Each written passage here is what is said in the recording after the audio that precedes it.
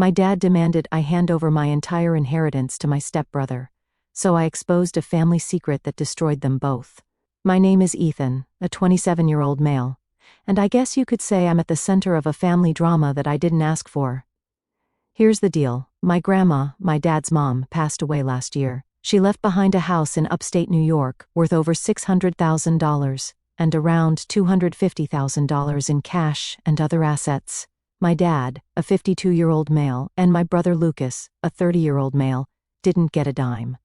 Instead, my grandma left my dad's share of the inheritance, 1/3 of her entire estate, to me. Yep, me. I didn't even know there was going to be an inheritance meeting. I got a call from my grandma's lawyer a week after her funeral, asking me to come in for a private reading of the will. I figured it was something routine, maybe even just paperwork for her estate. When I walked into the lawyer's office and saw my two aunts sitting there, I started to feel a little uneasy. It wasn't like my grandma to keep secrets, but this whole setup already felt strange. The lawyer started by explaining how the estate was being divided. 1/3 to Aunt Clara, 1/3 to Aunt Linda, and 1/3 to me. My aunts didn't seem shocked by this, which told me they already knew, but I was completely blindsided. Why would my grandma leave me a share of her estate instead of my dad? I'm not even married, I don't have kids, and honestly, I'm still figuring out my career. My dad, on the other hand, has always portrayed himself as the responsible one in the family. He's a small business owner, a father of two, and the type of guy who never misses a family gathering. It didn't make sense. The lawyer must have noticed the confusion on my face because he slid a sealed envelope across the table. "Your grandmother wanted you to have this," he said. My hands were shaking as I opened it. Inside was a handwritten letter from my grandma, dated about a year before she passed. Her familiar cursive handwriting made me tear up immediately, but as I read the letter, my sadness turned to shock. In the letter, my grandma revealed a secret that had been hidden for decades. My dad isn't Lucas's biological father. Apparently, my mom was already pregnant when she met my dad in college. They fell in love, and my dad decided to raise Lucas as his own. But my granddad wasn't having it. He thought my dad was making a huge mistake by marrying my mom and raising another man's child. It caused a massive rift in the family, and my granddad ended up disowning my dad entirely. What's wild is that my grandma stayed in touch with my dad behind my granddad's back. She'd visit us occasionally when I was a kid, but it was always framed as a quick visit or something casual. I never realized there was this whole layer of family drama happening in the background. It wasn't until my granddad passed away that my grandma started openly rebuilding her relationship with us. Even then, she clearly held some resentment toward my dad for not being upfront about the situation. Her decision to leave my dad out of the will was her way of making a statement. She felt like he had betrayed the family by keeping this secret and wanted to acknowledge the sacrifices I had made over the years. Honestly, I'm not sure what sacrifices she was talking about, but I think she saw me as the underdog in all of this. Maybe she wanted to give me a chance to build something for myself, without the pressure of constantly comparing myself to my golden boy brother. Now, I'm sitting on this massive secret, and I don't know what to do with it. My dad doesn't know I know. Lucas doesn't know either, and I haven't told anyone about the letter. It feels like a ticking time bomb. Part of me thinks my grandma should have told me this while she was still alive. At least then, I could have asked her questions, or tried to make sense of her reasoning. But instead, she left me with this burden, and now I'm the one who has to deal with the fallout. To make things even more complicated, my dad started calling me non-stop after the meeting. He wanted to know what the lawyer said, and whether there was any chance the will could be contested. When I told him the inheritance was final and legally binding, he got quiet. Then he asked me point blank, "You're going to share it with me and your brother, right?" I didn't know what to say. This money wasn't meant for him. My grandma made that decision for a reason, and I feel like I'd be disrespecting her wishes if I just handed it over. Plus, the fact that Lucas isn't biologically related to my dad adds another layer of complexity. Shouldn't he have a right to know the truth before we start talking about money? Right now, I'm keeping the letter a secret. I haven't even told my mom, though I'm starting to suspect she knows more than she's letting on. The whole situation feels like a mess, and I'm not sure how to untangle it. For now, I'm just trying to process everything and figure out my next move. But one thing's for sure, this inheritance is going to change my family forever. The days following the inheritance meeting were a whirlwind. My dad's calls were constant, practically every hour on the hour. At first I tried dodging them, I didn't feel ready to talk, how could I? It wasn't just about the money, it was about the weight of the secret I now carried. Every time my phone rang, it was like hearing the tick of a clock counting down to the inevitable explosion. Finally, after ignoring him for a full day, I decided to answer. I didn't even get a chance to say hello before he launched into it. "We need to talk," he said, his voice stern but with a hint of desperation. "I think there's been some kind of mistake. Your grandmother would never do this to me. Maybe the lawyers got it wrong." "Dad, the lawyer didn't get it wrong," I said, cutting him off. "It's all final. The will's legally binding." There was a long pause on the other end of the line. When he finally spoke, his tone had shifted. He sounded less angry and more hurt. "You know what's the right thing to do, right?" I hesitated. There was a lump in my throat that made it hard to speak. "I haven't decided yet," I said, which wasn't exactly a lie. I genuinely didn't know what to do. Growing up, it always felt like my dad saved his best energy for my brother. I remember how he would always make time for Lucas's sports games, cheering from the sidelines and even coaching one of his Little League teams. When it came to me, though, my piano recitals or school art exhibitions barely got a passing mention. Lucas's accomplishments seemed to be framed as milestones for the whole family to celebrate, while mine were often dismissed as hobbies. The pattern was clear: my brother was the star, and I was the supporting act in Dad's eyes. No matter what I did, I could never quite measure up. And now there was this whole other layer to it. The knowledge that my dad wasn't even Lucas's biological father put so many things into perspective. It explained the favoritism, the extra attention, the way he always seemed to put Lucas on a pedestal. One time, when Lucas was selected as the team captain for his high school soccer team, Dad threw a huge barbecue to celebrate, inviting neighbors, family, and even some of Lucas's friends. When I won a statewide writing competition that same year, Dad mentioned it in passing at dinner but didn't even bother to read my essay. Another time, Dad gave Lucas the keys to his prized classic Mustang for prom night, trusting him completely. When I asked to borrow the family sedan for a college interview, Dad lectured me about responsibility and insisted on dropping me off instead. Once, at Lucas's graduation, Dad introduced him to every guest as the future CEO of the family, while I sat off to the side, overhearing them talk about how my major in English wouldn't pay the bills. Even small, everyday moments were a reminder of the hierarchy in our family. If Lucas needed help fixing his car or moving apartments, Dad would drop everything to assist. When I asked for a hand painting my new room, he was busy and sent me a link to a local handyman instead. These moments weren't just one-offs. They were a pattern that painted a clear picture of how my dad viewed us, Lucas as the golden child and me as an afterthought. In his attempts to make Lucas feel like his own son, he neglected his real son. It also made me feel like an idiot for not noticing it sooner. How had I missed something so obvious? My mom was oddly quiet about the whole thing. She knew about the inheritance meeting, but hadn't asked me any questions about it. That wasn't like her. Normally, she was the type to get involved in every little family matter, whether it concerned her or not. Her silence was deafening, and it made me wonder if she knew more about the situation than she was letting on. One evening, about a week after the meeting, I decided to confront her. She was in the kitchen, chopping vegetables for dinner, when I walked in. "Mom, can we talk?" I asked. She looked up at me, her hands stilling for just a moment before she resumed chopping. "Of course. What's on your mind?" I hesitated, unsure of how to approach the topic. "It's about the inheritance," I said finally. Her expression didn't change, but I noticed her shoulders tense, ever so slightly. "What about it? Why didn't Grandma leave anything to Dad?" I asked, keeping my tone as neutral as possible. She didn't answer right away. Instead, she put down the knife and turned to face me, her hands resting on the counter. "Your grandmother had her reasons," she said carefully, "but that's between her and your father." Her evasiveness only made me more suspicious. "Mom, did you know?" I asked. "About why she made the decision she did?" She sighed, a long, weary sound that seemed to carry the weight of years of secrets. "I had a feeling," she admitted, "but I didn't know for sure. And if I'm being honest, I'm not sure I want to know." Her answer left me with more questions than answers, but I didn't push her any further. It was clear she wasn't ready to talk about it, and I wasn't sure I was ready to hear what she had to say. Meanwhile, my dad's frustration was growing. He started showing up at my place unannounced, demanding to talk. One time, he even brought Lucas with him, as if having reinforcements would make me cave. My brother, predictably, sided with my dad. "This isn't fair," Lucas said. "Grandma must have been confused when she wrote the will. She loved all of us equally."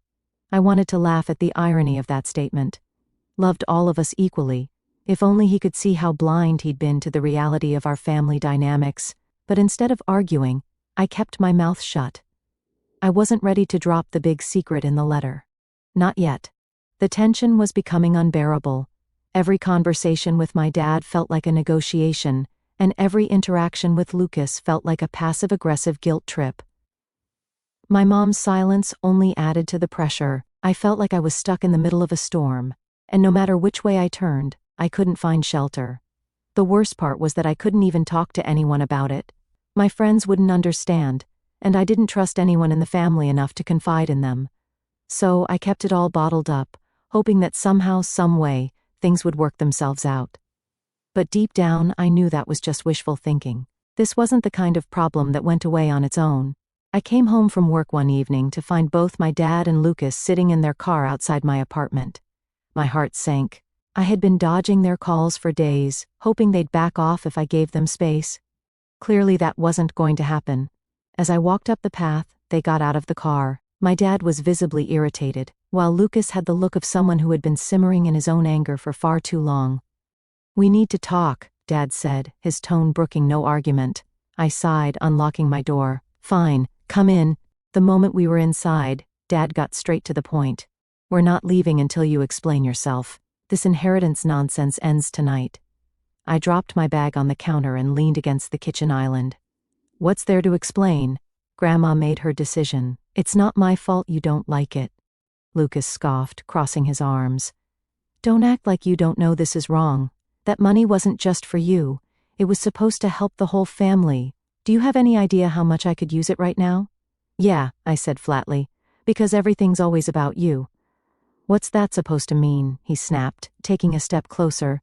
"It means," I said, standing up straight, "that you've always been Dad's golden boy. You've gotten everything handed to you your whole life, and now you're mad because this one thing isn't going your way." "That's ridiculous," Lucas said, his voice rising. "I've worked for everything I have." "Oh really?" I shot back. "Like that car Dad bought you in college? Or the down payment he co-signed on your house? Or maybe the time he paid for your wedding while I got a good luck text when I moved out?" "That's not fair," Dad cut in, his face turning red. "I've done plenty for you too." "Name one thing," I challenged. "Name one time you've gone out of your way for me the way you have for him." The silence that followed was deafening. My dad looked down, avoiding my gaze, while Lucas shifted uncomfortably. "Look," Dad said after a moment, his voice softer now. "I know things haven't always been even between you two, but that doesn't mean you can just take this money and shut us out. We're a family. Families stick together." I laughed bitterly. "Family? Don't start preaching about family now. Where was all this family talk when I needed help, when I needed support?" Dad didn't have an answer for that. Lucas, however, wasn't about to back down. "You're being selfish," he said. "This isn't about what Dad did or didn't do. This is about Grandma. She made a mistake, and you're using it to punish us." I shook my head, incredulous. "A mistake? You think this was a mistake? Maybe she finally saw things for what they were. Maybe she wanted to do something for me because no one else ever has." "That's not true," Dad said, but his voice lacked conviction. "Isn't it?" I asked, my voice trembling. "I've spent my whole life trying to measure up to him." I gestured toward Lucas. "And nothing I ever did was good enough. But now, for once, I have something that's mine, and you can't stand it." My dad's face fell, and for the first time, he looked genuinely remorseful. "I didn't realize you felt that way," he said quietly. "How could you not?" I asked, my frustration boiling over. "You've spent years making it clear who your favorite was, and now you're here demanding that I give up the one thing Grandma left me. Do you even hear yourself?" Lucas took a step forward, his anger bubbling to the surface again. "This isn't about favoritism. This is about what's right, and what's right is splitting the inheritance equally." "What's right," I said, meeting his gaze, "is respecting Grandma's wishes. And if you can't do that, then that's on you, not me." The room fell silent again, the weight of my words hanging heavy in the air. My dad finally broke the silence, running a hand through his hair. Look, maybe we all need some time to cool off, but this conversation isn't over. As he turned to leave, Lucas glared at me one last time. You're going to regret this, he said. Maybe, I replied, but at least I'll know I didn't let anyone bully me into giving up what's mine. The tension with Dad and Lucas had been simmering for weeks. But after their ambush at my apartment, I knew it was only a matter of time before something boiled over. I couldn't shake the anger from our confrontation, but what weighed even heavier on me was the secret I had been keeping, the truth about my brother's parentage. I had wrestled with whether to tell them, but every passing day made it harder to keep quiet. If they were going to keep badgering me about the inheritance, they had to know why Grandma made her decision. The opportunity came sooner than I expected. My dad showed up at my apartment again, this time alone. It was late, just past 9 o'clock in the evening, and I had just sat down with a drink, hoping for a quiet evening. The sound of his knock startled me, and I hesitated before answering. Part of me wanted to ignore it, but I knew he wouldn't leave until we talked. When I opened the door, he stood there, looking more tired than I'd ever seen him. His shoulders were slumped, and the hard edge in his expression from the last time was gone. Instead, there was something softer, almost pleading. "Can we talk?" he asked, his voice low. I stepped aside, gesturing for him to come in. He didn't bother with small talk, going straight to the living room and sitting down on the couch. I stayed by the kitchen counter, keeping some distance between us. "I've been thinking about what you said," he began, clasping his hands together, "about how you felt overlooked. I didn't realize. I didn't mean to make you feel that way. It's not just about how I feel," I said, crossing my arms. "It's about how things have always been. You've spent years making excuses for treating me like I didn't matter. And now that Grandma called you out on it, you're scrambling to make it my problem." Dad winced but didn't interrupt. I could see the wheels turning in his head, like he was trying to find the right words. Finally, he said, "Your brother needed more from me. That's just the way it was." "Don't," I said sharply, cutting him off. "Don't sit there and try to justify it. This isn't just about him needing more. This is about you giving him everything while I got the leftovers." Dad sighed heavily, leaning forward and rubbing his temples. "I did the best I could. You don't understand what it was like trying to hold this family together." "Hold it together?" I shot back. "You mean holding on to a lie?" His head snapped up, his eyes narrowing. "What are you talking about? It was now or never." I walked over to the coffee table, picking up the letter I had left there after my last confrontation with him and Lucas. I handed it to him, my hand shaking slightly as I did. "Read this," I said, my voice hard. He hesitated, looking at the envelope like it might bite him, but eventually took it. As he unfolded the letter, I sat down across from him, watching as his expression shifted from confusion to disbelief to something close to panic. When he finished, he stared at the paper for a long moment, his hands trembling. "How long have you known?" he asked, his voice barely above a whisper. "Since the will reading," I replied. "Grandma left it for me." He leaned back against the couch, running a hand through his hair. "She shouldn't have told you, it wasn't her place." "Maybe not," I said, "but she did. And honestly, I'm glad she did. At least now I know the truth." "The truth," he repeated bitterly, shaking his head. "The truth is complicated." "Is it?" I challenged, "Because it seems pretty straightforward to me. You've been lying to him, lying to both of us, our whole lives." Dad looked at me then, his eyes filled with a mix of anger and sorrow. "It wasn't a lie. Your brother is my son in every way that matters. Biology doesn't change that. But it does change things, doesn't it?" I pressed. "You've spent your whole life trying to make him feel like he belongs, and in the process you pushed me aside. You don't think that had an impact?" "I was trying to do the right thing," he said, his voice breaking. "I was trying to be a good father to both of you." I stood up, pacing the room as my frustration boiled over. "A good father? Do you even hear yourself? You've been so busy compensating for him that you didn't even notice the damage you were doing to me. And now you're here, acting like you're the victim because Grandma finally called you out on it." He stood too, his face red with anger. "You don't know what it was like. I loved your mother, but her past, it wasn't easy to accept. I had to fight to prove that I could be the man she needed, the father your brother needed. I sacrificed everything for this family. And what about me?" I demanded. What did you sacrifice for me? The question hung in the air like a challenge. For a moment he looked like he might say something, but then his shoulders slumped, and he sat back down. I don't know, he admitted quietly. I don't know what I could have done differently. His honesty caught me off guard, deflating some of my anger. But it wasn't enough to erase years of resentment. You could have treated me like I mattered, I said, my voice trembling. You could have shown me the same love and support you gave him. Instead, you let me feel like I was never good enough. Dad looked down at his hands, his expression heavy with guilt. I didn't mean to make you feel that way, he said softly. I thought you were strong enough not to need as much from me. That's not how it works, I said. You don't get to pick and choose who deserves your attention. I needed you, and you weren't there. We sat in silence for a long moment, the weight of everything we'd said settling over us like a thick fog. Finally, Dad looked up at me, his eyes filled with tears. I'm sorry, he said, his voice cracking. For everything. I didn't mean to hurt you. I didn't forgive him. His apology was too little, too late. Words can't undo decades of being treated like I was the backup plan. And now, armed with the truth, I wasn't about to roll over and let them guilt me out of what was rightfully mine. If anything, his confession confirmed what I already knew. I had spent my entire life being sidelined for someone who wasn't even his own flesh and blood. But I wasn't done yet. After the conversation at my apartment, I felt like the walls were closing in on me.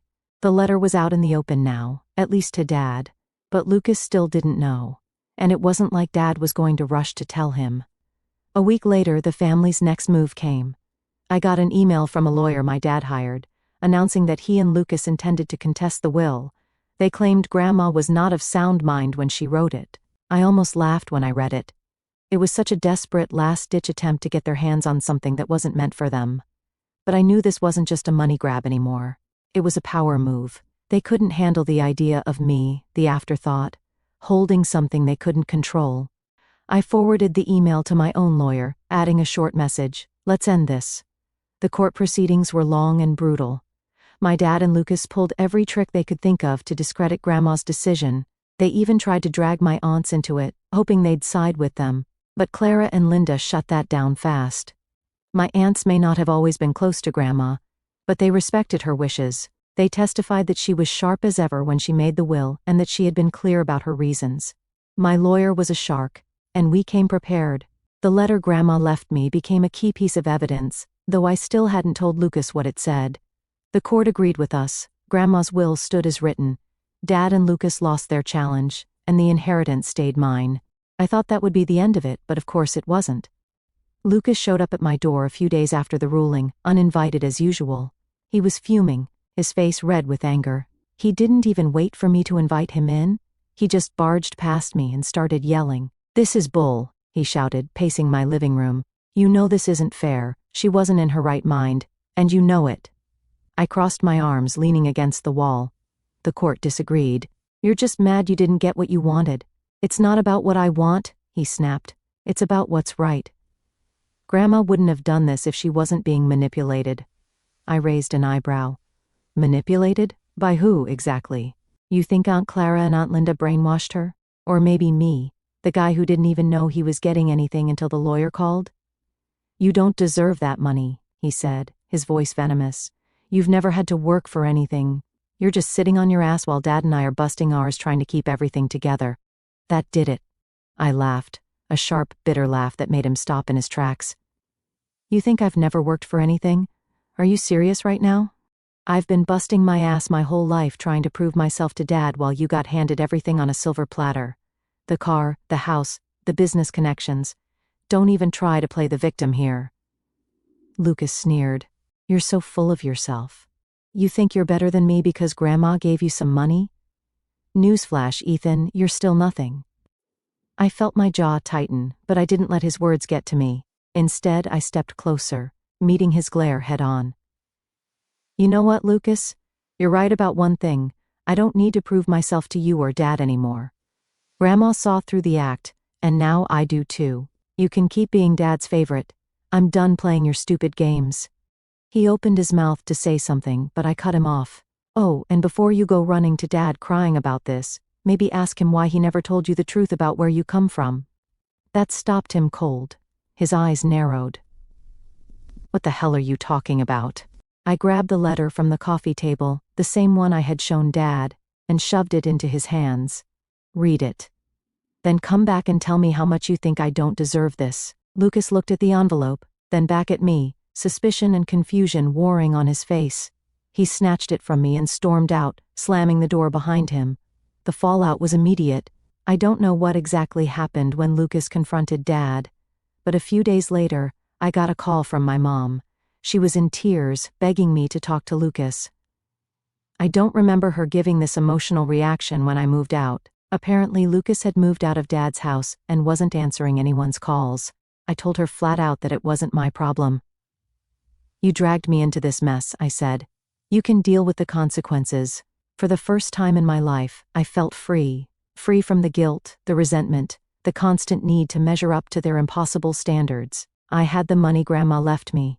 But more importantly, I had the truth, and I wasn't afraid to use it. I cut contact with Dad and Lucas after that. My mom still calls occasionally, but our conversations are short and surface level. She doesn't ask about the inheritance, and I don't offer any updates. As far as I'm concerned, they can all keep each other company. They wanted their golden child so badly, well, now they have him. Meanwhile, I'm building my own life. I sold Grandma's house and used the money to start my own business, something I've wanted to do for years. I'm not saying everything's perfect, but for the first time in a long time, I'm living for me, and it feels damn good.